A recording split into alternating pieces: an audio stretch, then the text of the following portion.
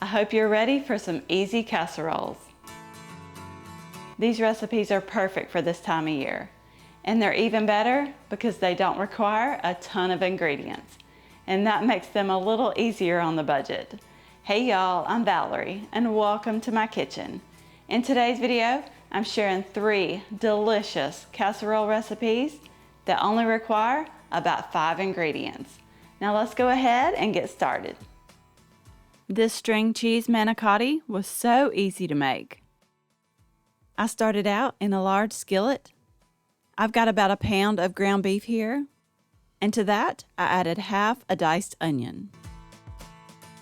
You're just going to break that up and let it cook until that ground beef is cooked through. This was pretty lean. There wasn't much grease to get out, but I just used a paper towel to get rid of what I could.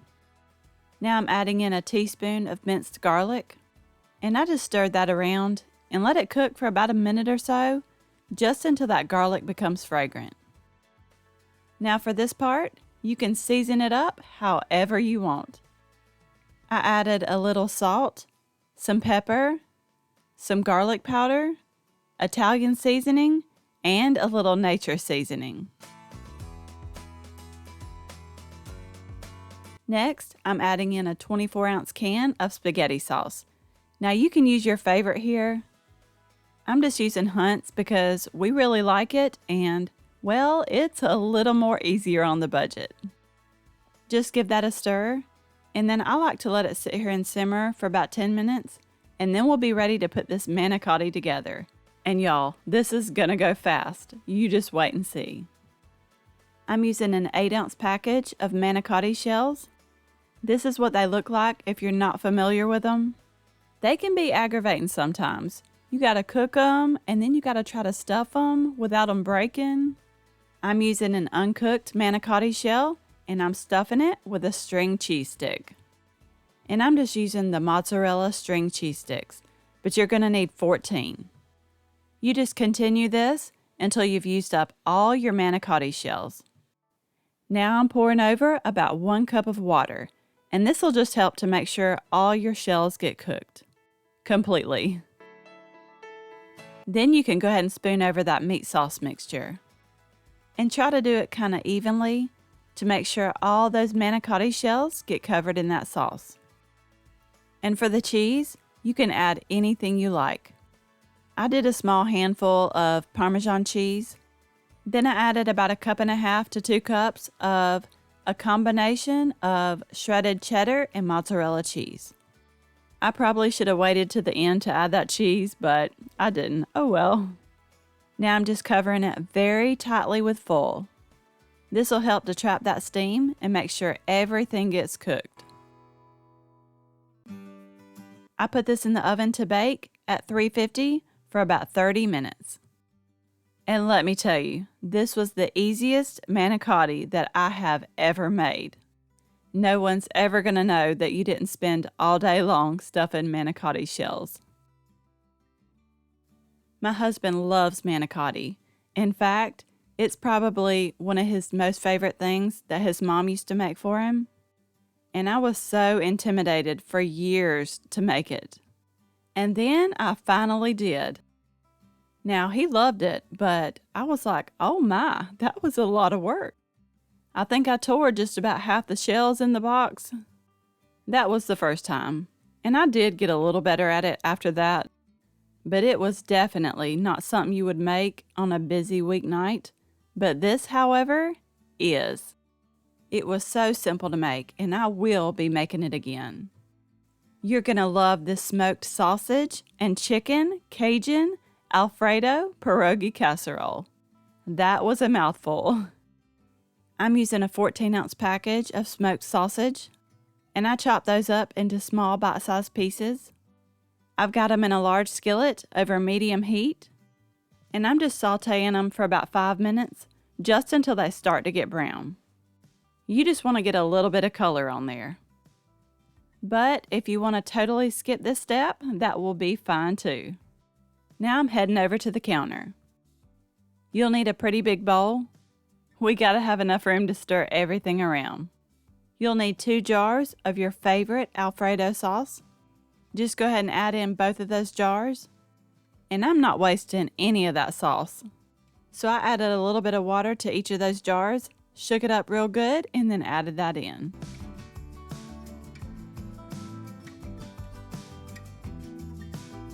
Okay, let's talk about this Cajun seasoning. I'm using the Slap Ya Mama, and the recipe calls for 2 to 3 tablespoons. But to be on the safe side, I did about 1.5 tablespoons, and that was plenty. And for the cheese, I did a handful of Parmesan and about a cup of shredded mozzarella. You're going to need a 32-ounce package of frozen cheese pierogis, and I'm just using the classic cheddar. And you're just going to add them right on into that Alfredo sauce mixture. And just stir that around until everything is completely coated in that sauce. Next, you're going to add in 2.5 cups of cooked chicken. I shredded mine, but if you want to dice it up, that'll work fine too.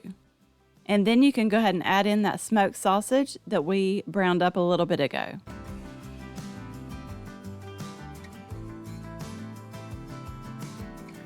And this is why I said you would need a large bowl. Just try your best to stir it all together. And I ended up switching to the tongs and just tossing it all around.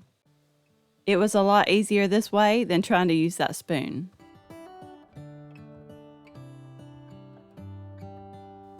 And now we're ready to pour this in the casserole dish. I'm using a 9x13, and I did spray mine with nonstick spray. And y'all, this bowl was a chunk of lead. It's a glass bowl, and it's already heavy when it's empty. At least I got it all in there without making a huge mess. Now just try to make sure you spread it out into an even layer. The recipe called for 1 cup of grated Parmesan cheese, but I just used about a handful of that, and then I added 1 cup of shredded mozzarella. But you can even use cheddar on here if you want to.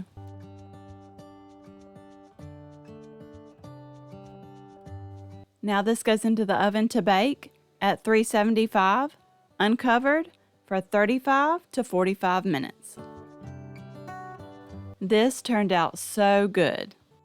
I made this to take up to my sister, and they loved it. I've had a chicken pierogi casserole before, and it was delicious.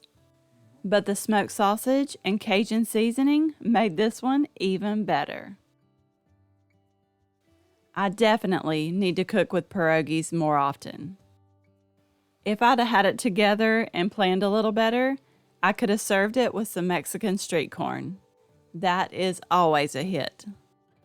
But I did not.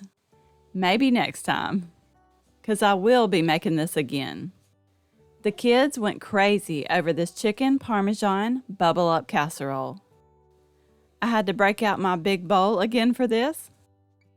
I'm adding in 1 24-ounce jar of spaghetti sauce. Of course, I'm just using the Great Value brand, but you can use your favorite. You don't have to do this, but I'm adding a little nature seasoning. And a little garlic powder, Italian seasoning, and pepper.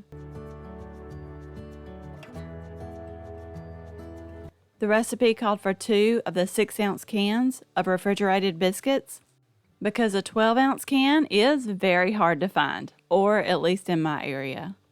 But I was able to find one at Ingles. But whatever you're able to get, you'll need 12 ounces of biscuit dough total. And I cut each biscuit into 6 pieces. By the way, if you're enjoying this video, I would really appreciate it if you would give me a thumbs up and hit that subscribe button. That way you don't miss out on any of my future videos. You're also going to need 1 pound of frozen chicken. The recipe called for popcorn chicken, but all I had were these chicken strips. So I just used my kitchen shears to cut them into bite-sized pieces. But just use whatever you have. I mean, chicken nuggets would even work. I would just maybe cut them in half or something. After I got all that chicken in the bowl, I sprinkled over about 1 cup of shredded mozzarella cheese. And just do your best to stir this all around and make sure it all gets well combined. And I try to make sure none of those biscuit pieces are stuck together.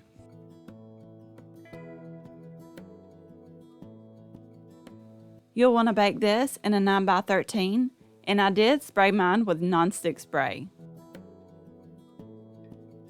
Now pour that chicken biscuit mixture right on in. And you can spread that out into an even layer. And of course, we have to add on a little more cheese. I'm adding 1/4 cup of Parmesan and about another cup of shredded mozzarella. Okay, that was probably a little more than another cup. Y'all can add more or less, but of course, y'all know we love it. And now I'm just sprinkling over a little parsley just for color. Now this bakes at 375 for 35 to 45 minutes. You just want to make sure all those biscuits get cooked through and that top gets a little golden brown. This was delicious. And I love it because all this stuff are things that I already had on hand. And it was quick to make, so it'd be perfect for those busy weeknights. By the way, are y'all ready for Christmas? 'Cause I am. And I have lots of Christmas recipes coming soon, so be on the lookout. I really hope you enjoyed this video. You may also like these. Don't forget to subscribe down below for more easy recipes, and I will see you in the next one.